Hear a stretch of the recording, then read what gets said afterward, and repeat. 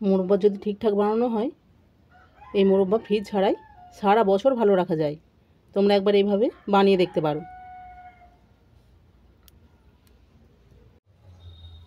নমস্কার বন্ধুরা, প্রতিমার কুকিং হাউসে সবাইকে স্বাগত। আজ আমি বানাবো দেশি আমড়ার মোরব্বা। সেই জন্য আমড়াগুলোকে আগে থেকে আমি ছাড়িয়ে নিয়েছি, দিয়ে পরিষ্কার করে ধুয়ে নিয়েছি। রেসিপি যদি ভালো লেগে থাকে লাইক কমেন্ট শেয়ার সাবস্ক্রাইব করে দিও, পাশে থাকা বেল আইকনটি প্রেস করে দিও। ভিডিও ছাড়ার সঙ্গে সঙ্গে নোটিফিকেশান তোমাদের কাছে পৌঁছে যাবে। চলো, আমি আমড়াগুলোকে পরিষ্কার করে ধুয়ে নিয়েছি। এরপর কিছু মশলা আমি ড্রাই রোস্ট করে নিয়েছি। মশলা দিয়ে দিলাম কাঠ মশলা, লবঙ্গ, এলাচ, তেজপাতা, শুকনো লঙ্কা।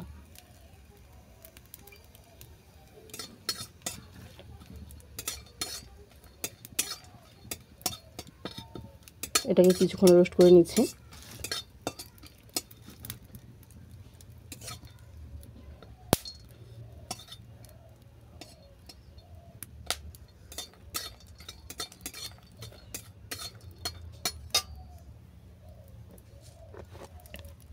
কিছুটা ড্রাই রোস্ট করে নেওয়ার পর দিয়ে দিচ্ছি 5 ফোড়ন।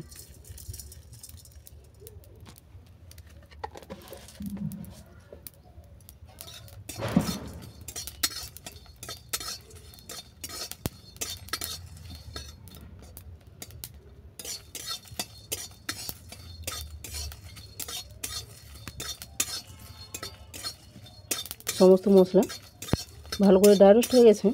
এটাকে নামিয়ে শিলবাটায় গুঁড়ো করে নিচ্ছি। মশলাগুলো তুলে নেওয়ার পর কড়ার মধ্যে দিয়েছি পরিমাণ মতো জল,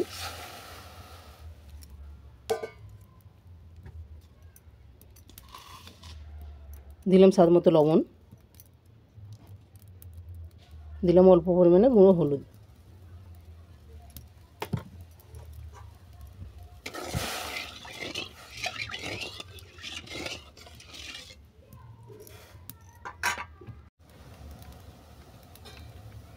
লবণ হলুদের জলটা ভালোভাবে ফুটে যাওয়ার পর দিয়ে দিলাম আমড়া।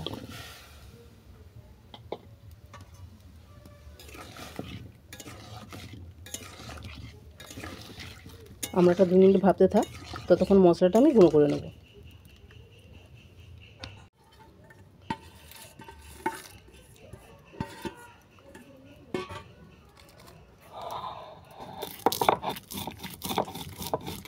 মশলাটা খুব মিহি করে গুঁড়ো করবো না, একটু দানা দানা করে গুঁড়ো করে নিচ্ছি।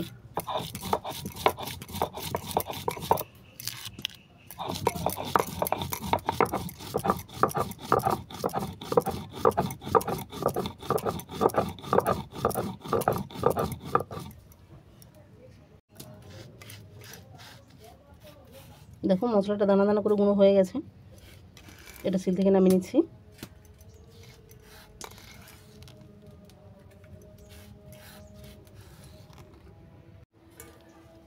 আমড়াগুলো 2 মিনিট হয়ে গেছে, ভাপতে দিয়েছিলাম। এগুলো জল থেকে নামিয়ে নিচ্ছি।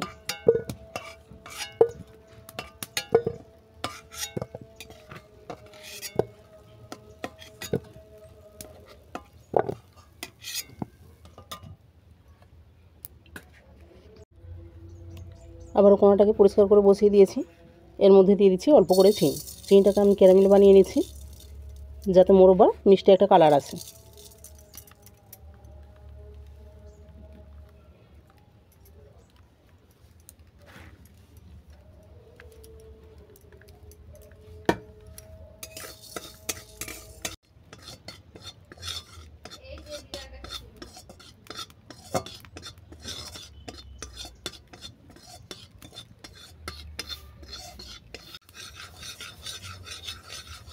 দেখো ক্যারামেলটা রেডি হয়ে গেছে।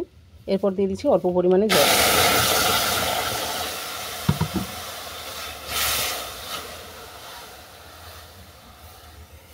দিয়ে দিলাম পরিমাণ মতো চিনি।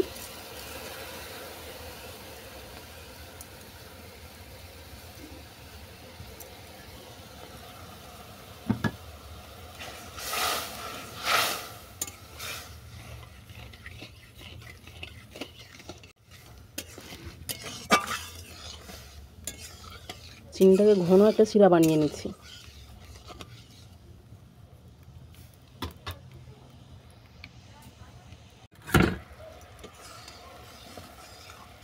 ঘন একটা শিরা রেডি হয়ে যাওয়ার পর আমি দিয়ে দিচ্ছি সেদ্ধ করা আমড়াগুলো।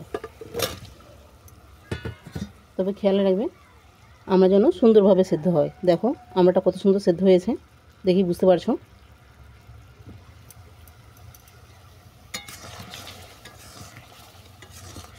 নাহলে কিন্তু আমরা সেদ্ধ করতে পারবে না।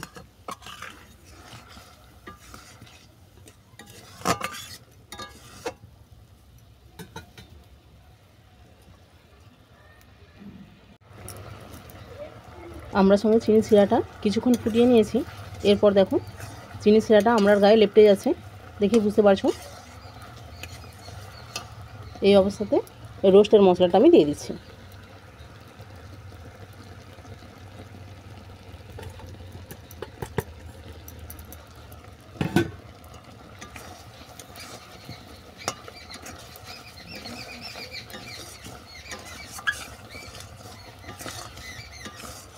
রোস্টের মশলাটা ভালো করে মিশিয়ে নিলাম। এরপর চলো তোমাদেরকে নামিয়ে দেখাচ্ছি।